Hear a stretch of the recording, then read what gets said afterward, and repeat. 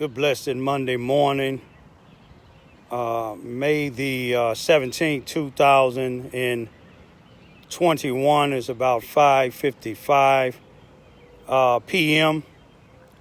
I'd like to greet all human beings all around the world with the universal greetings of peace and the blessings of God be with you.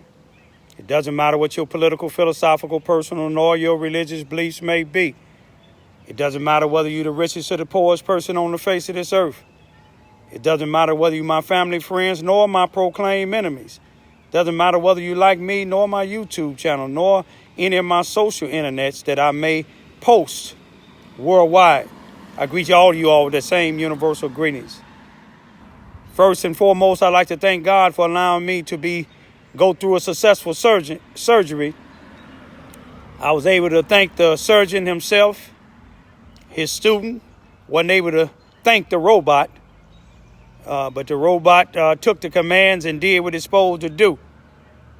But I want to get back to something, y'all, that I was on before I had my surgery on May of 2021.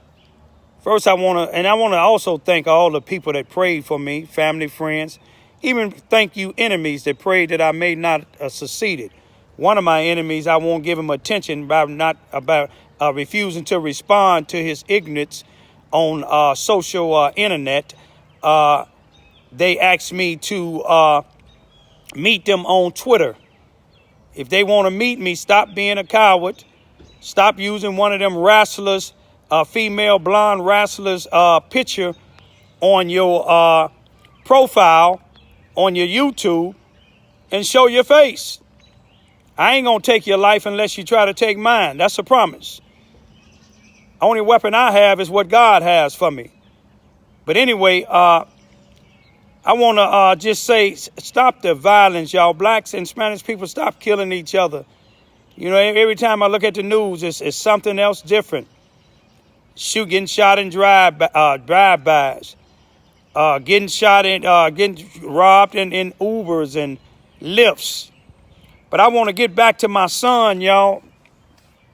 Justice for my son, BRYAN LAMAR JOHNS, who will live to see 45 years.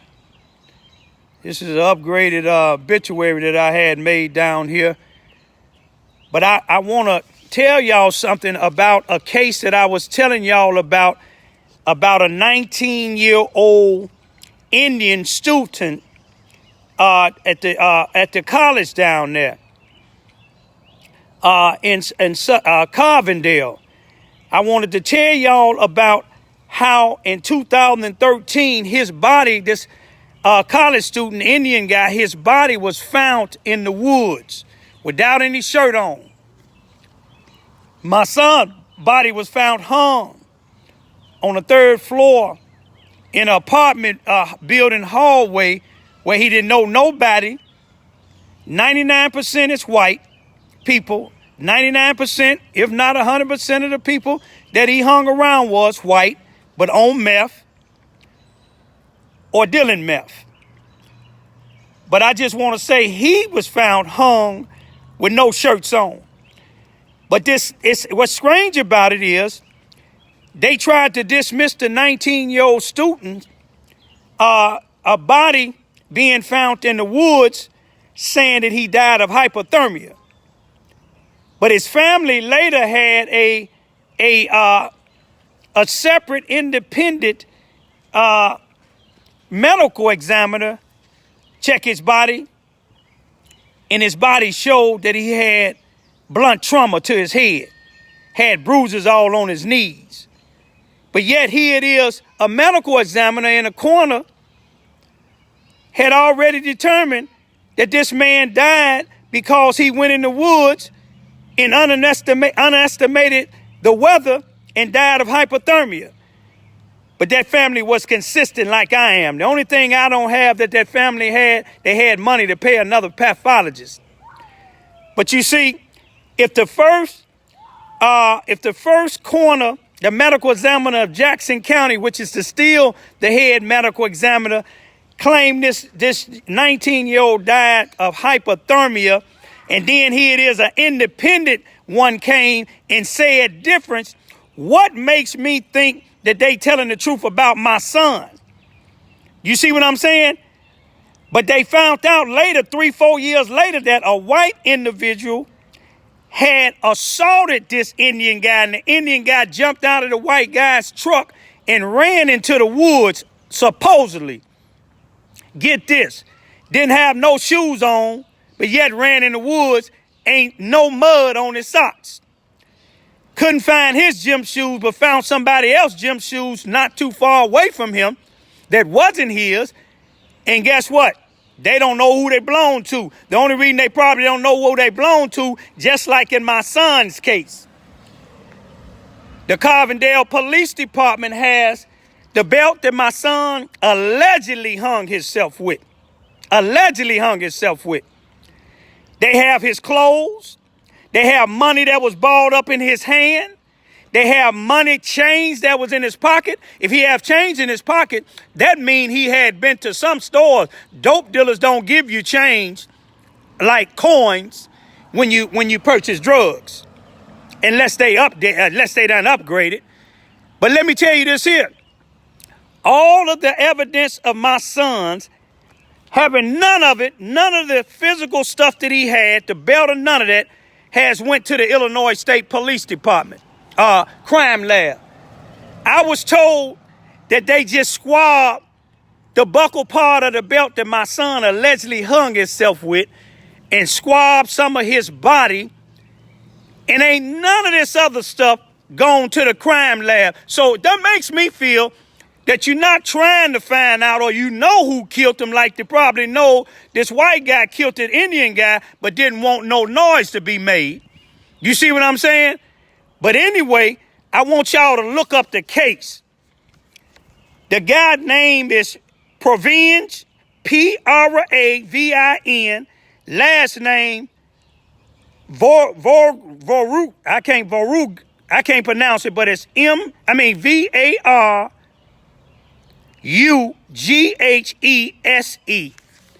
Look up that case and look up Stephanie.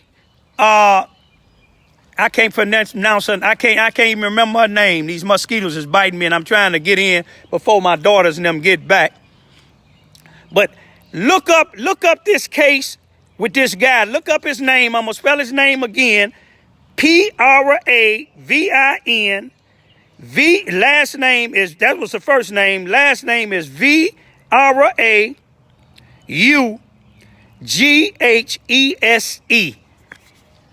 His body was found in, I believe, 2013. They finally brought murder charges against the white guy in about 2017 because the family was persistent. The guy went to trial, I think, in 2017.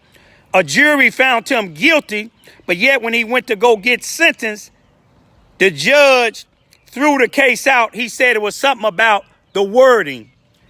But yet it was all factual evidence that the white guy admitted that he hit this guy and the guy ran in the woods. Claimed the guy was trying to rob him, but the state police said that they seen money, dollar bills all over the floor of this white guy when they seen his truck stop.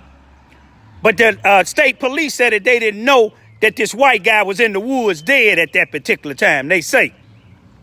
But so they let the white guy go. The white guy told them his story for being there, saying that he gave a black guy a lift and a black guy tried to rob him. That's the story of a lot of our lives. You see what I'm saying? Some of you white people might not want to accept it if the shoe fit, wear it, but we've been blamed about things all of our lives. We've been victim by this system all of our lives. Most of us. I'm one. But anyway, this white guy, when he being interviewed by the police, he told them something that you could tell that he was a racist when he said, "I'm not used to them kind. You know what I mean." And then on some of his texts, he was texting somebody saying how I don't know, I don't want to misword it, but something to the fact how he like to hit or beat ends or niggas in the head. And this Indian guy had bruises. Y'all think about that now. All of y'all that came to my son's funeral that say y'all his friends, I'm trying to search and see what, I'm trying to search, I'm talking about his friends. I'm trying to search and see what y'all doing to help me try to get this here done. It's one thing to say something when somebody laying in the grave dead, they can't hear nothing you saying. They couldn't hear none of our speeches. That's why mine was mainly on talking about Carbondale. Y'all ain't heard the last of me.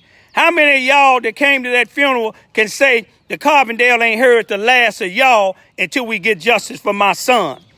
Look up that case, y'all. Contact people that y'all newspaper and let them know it's been about 59 days in the newspaper in Carbondale, Illinois, or no newspaper has printed the death of my son yet. Ain't that something? Ain't nam ounce of his clothes, the belts, or none of that stuff, money that was in his hand or in his pocket, T-shirts that was found on the 3rd floor. Ain't none of this went to the Illinois State Police Highway Patrol's evidence lab. It's still in the Carbondale, Illinois Police Department evidence lockers or wherever it's at. But what a good is it sitting up in there when you ain't gonna send it to some place? You taking a squab or something. Them people need the whole belt, all them clothes, that money that was balled up in his hand. It can either lead you to a dope dealer that sold him dope, or it can lead you to the murderer. Let me get back in the house. I don't supposed to be talking so loud, but I'm trying to find justice for my son. You see what I'm saying? If any of y'all looking to try to help me find justice, make them words that you said at his funeral, make them turn into facts, make it turn into action. Show that you're doing something. Show that you spread. Y'all, people started sending me stuff on Messenger, sharing this and sharing that. Share this here that my son's death ain't been put in the newspaper or no newspaper, and he been allegedly dead for about 59 days. We don't know if he been dead longer than that. But some tell me it's a cover-up, and it's in a cover-up with some people that has power in Carbondale, Illinois. Peace be still.